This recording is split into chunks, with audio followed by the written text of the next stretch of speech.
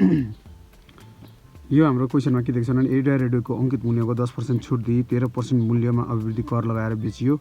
यदि मूल्य अभिवृद्धि कर सहित मूल्य र छुट पछिको मूल्य बीचको फरक रु 1117 भए सो रेडियोको अंकित मूल्य पत्ता लगाउनुस् भनेको छ। अब अंकित मूल्य हामीलाई थाहा छैन हैन, त्यसपछिले हामीले यहाँ अंकित मूल्यलाई मानव x गर्नुपर्छ। अंकित मूल्य इज इक्वल्स टु x मानौ है। अब यहाँ चाहिँ के भनेको छ भने 10% छुट दिएको छ भने अब यहाँ चाहिँ यो अंकित मूल्यमा हामीले 10% छुट दिएको छ भनेको छुट प्रतिशत बराबर 10% छ। हामीले यो निकाल्नु पर्ने छ। कुनै पनि अंकित मूल्यमा हामीले छुट पाइरहेको हुन्छौं, त्यही भएर यो 10% चाहिँ घटाउनु पर्ने छ। अब केमा घटाउने भन्दा यो x मा घटाउने। अब आउँछ कि हामीलाई त्यो अंकित मूल्यको छुट पछिको रकम आउँछ। अंकित मूल्यको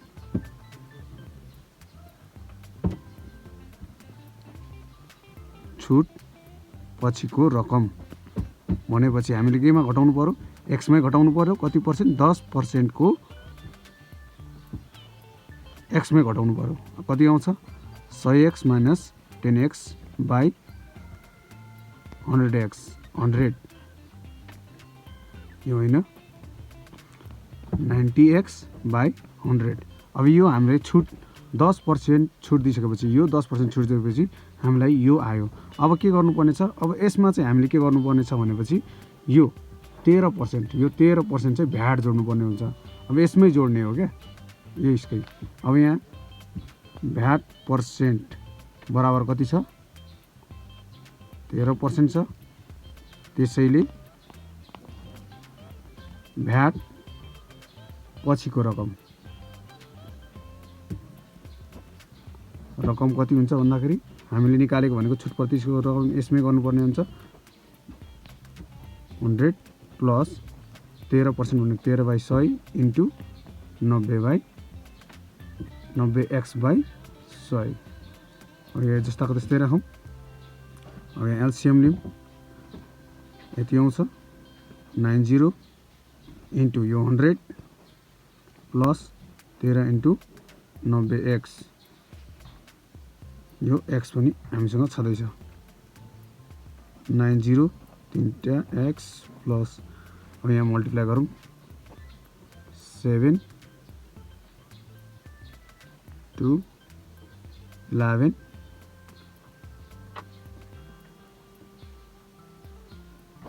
अब यति आयो 11 17x बाई यति आएको छ 10,000।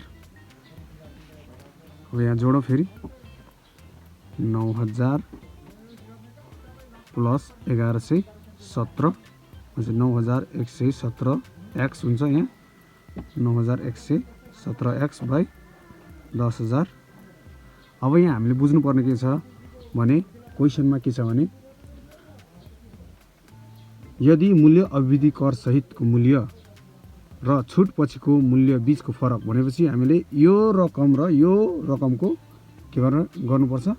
सबट्र्याक्सन गर्नुपर्छ, घटाउ गर्नुपर्छ। कति आउनु पर्ने छ? यति चाहिँ आउनु पर्ने छ 1117।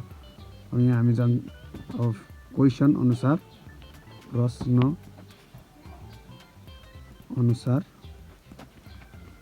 9117x बाई यति माइनस माथि यो रकम 90x by 100 is equals to कति हुन्छ?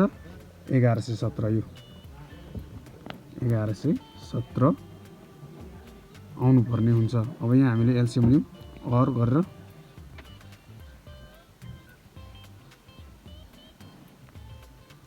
100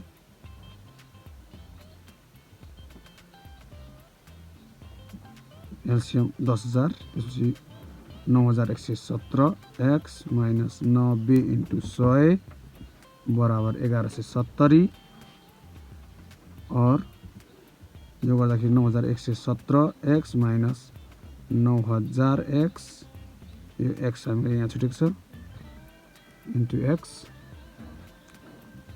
10,000 यहाँ गरौँ भनेपछि यो सबट्र्याक्सन गर्दाखेरि घटाउ गर्दाखेरि यो घटाउ गर्दाखेरि कति आउँछ 1117 x आउँछ र 10,000 आउँछ बाई 10,000 इन्टु 1117 छुटेको छ 1117। अब यहाँ के गरौँ भन्दाखेरि और यसलाई यता लैजाउँ इक्वल टु 1117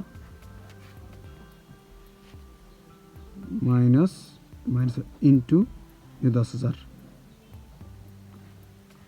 और x बराबर के हुन्छ 1117 इन्टु 10,000 भागा 1117।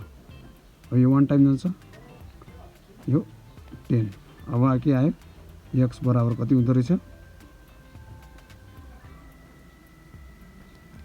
10 इन्टु 10,000 भनेपछि हाम्रो x को मान कति आयो 1 लाख आयो। कति रहेछ 1 लाख रहेछ। हाम्रो अंकित मूल्य कति रहेछ 1 लाख रहेछ। त्यसैले अब हामीले यहाँ निष्कर्ष गरौँ। त्यसैले अंकित मूल्य बराबर रु 1 लाख हामीले यहाँ लेख्नुपर्छ। क्वेशनले पनि त्यही नै भनिरहेछ अंकित मूल्य निकाल्नुस् भनेर। अंकित मूल्य हामीले कति निकालेको छौँ 1 लाख निकालेको छौँ। हाम्रो क्वेशनले मागेको अनुसार पुरा भइसकेको छ।